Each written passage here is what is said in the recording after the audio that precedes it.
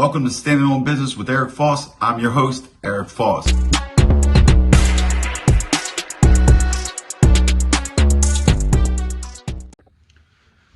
Good evening, everybody. Welcome to Standing on Business with Eric Foss. I'm your host, Eric Foss. All right, guys, tonight we're going to talk a little bit about Vincent Giantino. A lot of people may ask, well, who is he? Well, if you've been in the mob genre, you've heard of Tommy Karate, Thomas Patera. Okay, and you've also heard of Willie Boy Johnson. Little back history. Willie Boy Johnson was the guy that Diane Gialicone or whatever, she put him out there for being an informant on John Gotti and his crew for many years. A few years later, after all this came out, Willie Boy was gunned down. Everybody says Tommy Karate. Now, was that hit given to Karate? Yes, it was. Was Tommy Karate convicted of it? No, he wasn't.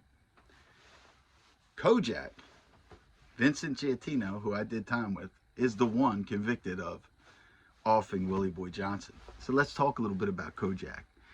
If you read the book The Butcher, you'll see he wasn't a made guy, but he was very close with Tommy Karate. Okay, and to be close with this guy, you got to be off, at least a little bit. My experiences when I first came in, I met Vinny in Allenwood at the medium. I got thrown out of the low, so it was during COVID. So when I get sent over there, I won't go to one unit first. This wasn't going to be the permanent unit. So on that unit, I meet a guy named Mike. I forget his last name, but he is actually the stepson of Lefty Two Guns Ruggiero with the Donnie Brasco stuff and all. He's actually the kid that was in the hospital or whatever for ODing or trying to off himself or whatever. So I meet this guy, Mike. So now, the day comes where I was on that unit for about a month and a half. Then the day comes where they pack us out or whatever to send us to our permanent unit. So I get my pack out slip or whatever. To, everybody's crowded around. Where are you going? Where are you going? Because they were changing the whole jail around. I told him what unit I was going to. So all he says, "Oh, you're going down there with that fat fuck." I don't know no better. I don't pay attention. So now I get there. I get to my unit. When you walk into the unit, it's during the middle of the day, 3 o'clock in the afternoon. So it's all kind of, and the whole jail's moving. So you're seeing people moving unit to unit. And I come in. And it's like chaos, because when you come in, you get everybody coming up to see who's who and what's what, and especially everything's been locked down for COVID. And I guess you could say I was new to that jail because, everything's been locked down. So anyway, so, you do the whole walk around, meet people and all, everybody looks you over, and, whatever, prison stuff. So I go up to the top tier, walk down, I see this fat, just older guy, bald head, just sitting there. And he's just got his mug broken down. So as I'm meeting people, somebody's like, "Oh, that's Vinny, blah, blah, blah, whatever, blah, blah." And, so I go up, I shake hands with him. He's like, I don't like that. I don't like this. I don't like that. He was just like miserable. So I'm like, all right, cool. I said, but he gambled and stuff. So he had a ticket and shit. So I started joking around with him and stuff. So he's just like, at first he's a little standoffish. He's been in for a long time, he's an old guy or whatever. So, his cellie, actually, they were locked in because they weren't letting the whole tier out all at once. Then this was like 2 days later. They were locked in while we were out. So I hear somebody calling me to the cell door. And it was their cell. I figured we might need water or something. But then his cellie's like, asked me, was I at Gilmer before? I was like, yeah, that was on my last bid. He's like, "Oh man, yeah, when I was getting there, they gave me a pair of your tennis shoes." And, he's doing the convict thing. He's like, "I didn't want to take them, because I didn't know that." I was like, man, it didn't even matter, you know what I mean? Because what he's referring to is when I got packed out, when I got thrown out at Gilmer, you're only allowed to take 2 pair of tennis shoes with you and a pair of boots when you travel, when they move you. So I had probably like 20 pair of tennis shoes, you know what I mean? I had all exclusive stuff and all. So he wound up getting a pair of them because he had just got there or some shit. I guess they gave them to him out of the hot trash or whatever. But no big deal. He's like, "Yeah, you're the one who broke the breath law." I was like, "Yeah." So Anyway, his celly Vinny's in there. He starts smiling. So from that point on, I start talking to Vinny and stuff. And look, to break him down all the way, he's trying to get out on compassionate release, and I believe he should. I don't believe he's a threat to nobody anymore. But he was the type of guy. He was a cool old dude. You know what I mean? He had a ticket, and I started playing. I started playing his ticket, busting his ass a little bit. You know what I mean? But I wasn't there that long, so I would play his ticket. We would play poker together and stuff. He played real tight. It's really easy to read him. All he did was play locks. But he loved to eat. He's so fat, and he's just fat. He's in his 70s. And you got this kid, I forget the kid's name, but he's from Maine. He was pretty cool. But this is how the mob guys always do, any of them guys. They always get a younger guy who really don't have nothing, who's decent, and impressed by them. And they'll make them out to, kind of like be like their help, like their butler and stuff. Like Mark Ryder had this kid, Nicky the Neck. That's what we call Nicky the Neck, some crippled ass kid. And he would do the same thing like for Mark Ryder when we were in Schuylkill.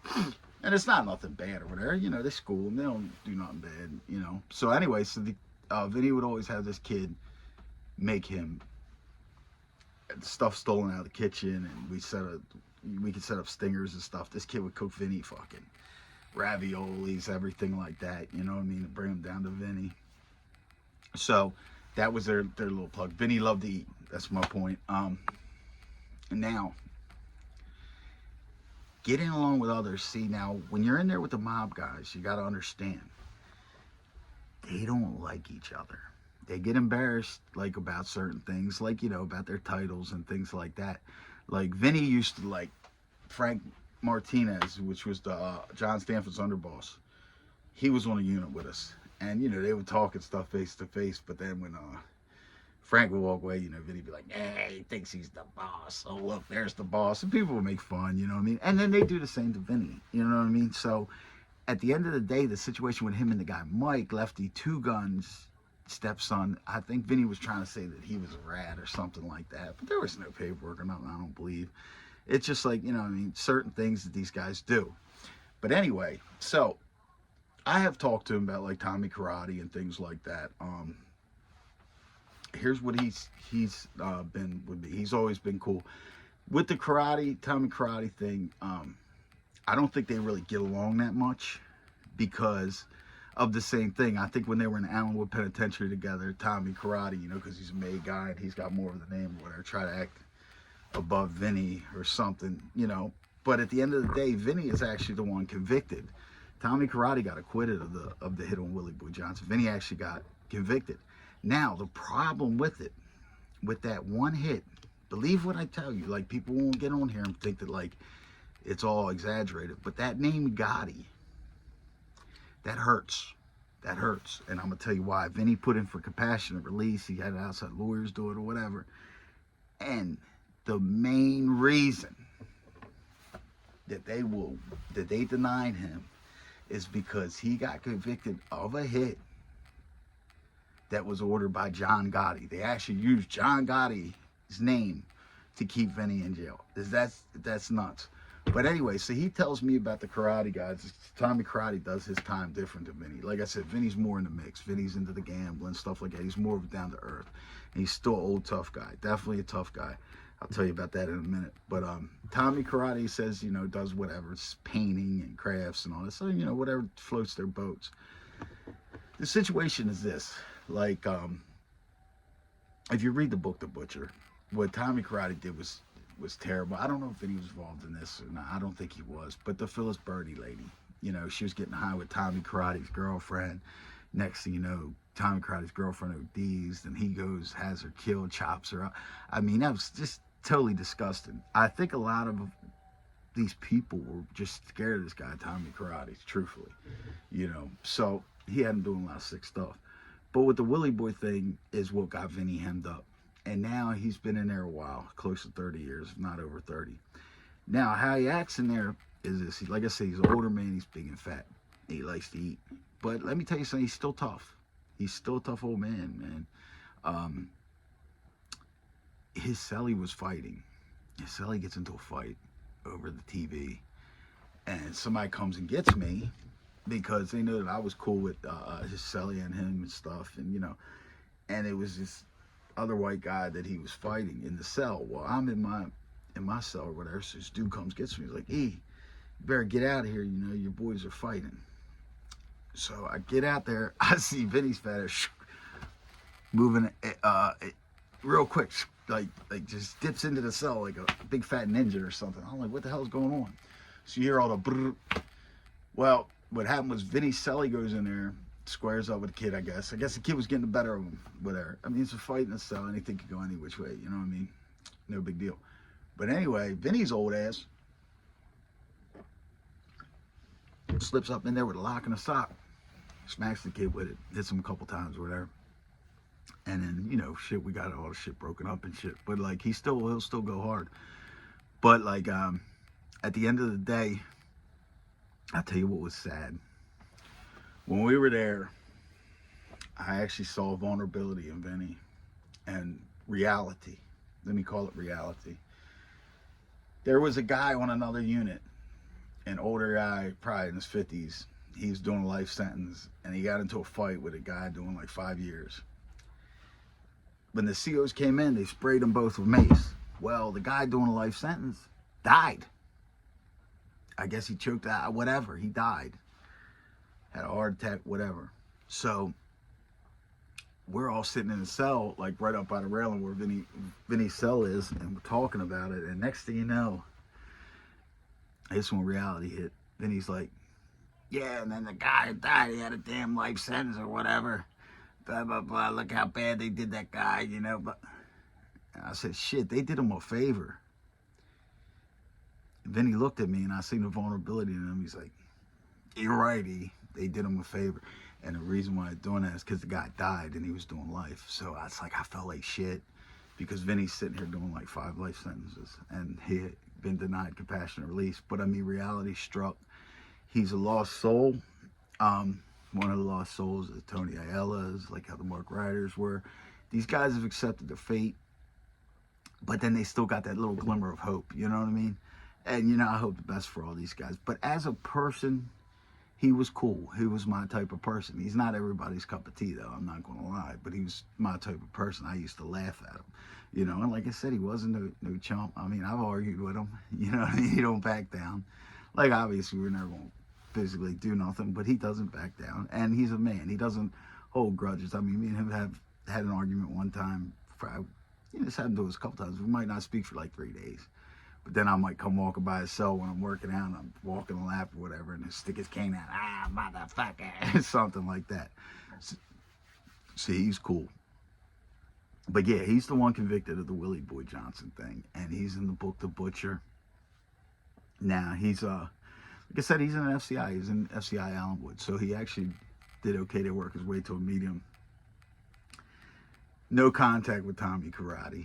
You know what I'm saying? That I know of. You know what I mean? So it's a thing, you know, and sometimes co-defendants will do this. Like, even co-defendants who both stood up, you sometimes get like hard feelings. They'll get hard feelings towards each other.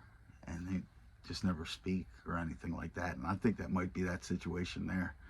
But anyway, guys, I'll be back for Volume 6 of Prison Stories, maybe tonight. Who knows? Everything's going good. Like, share, and subscribe. We're almost at that 1,000. You know what I'm saying? I'm going to get this channel up and running. I'm bringing you the real content. And I got it. Listen, episode 6, 7, 8, 9, 10, 11, 12, all of them. And we ain't got to get into the street stuff, man. Get out of here. I got stories for days. I got the truth. This is what I speak is the truth. And I just go from the life experiences. And like I said, I don't pass judgment on people. I just give all perspectives. That's why when you guys get in the comments, man, you know, I like to hear your comments. I like to hear your perspectives on things. What do you think? Huh? What do you think? What do you think? You think that that's fair, that this Gotti hit there, you know, is really held against a guy like that? And what do you think on them releases some of these guys from prison as they get older and stuff? I mean, you know, circumstantial wise. Just let me know. All right, guys, until next time, just remember, always stay in business.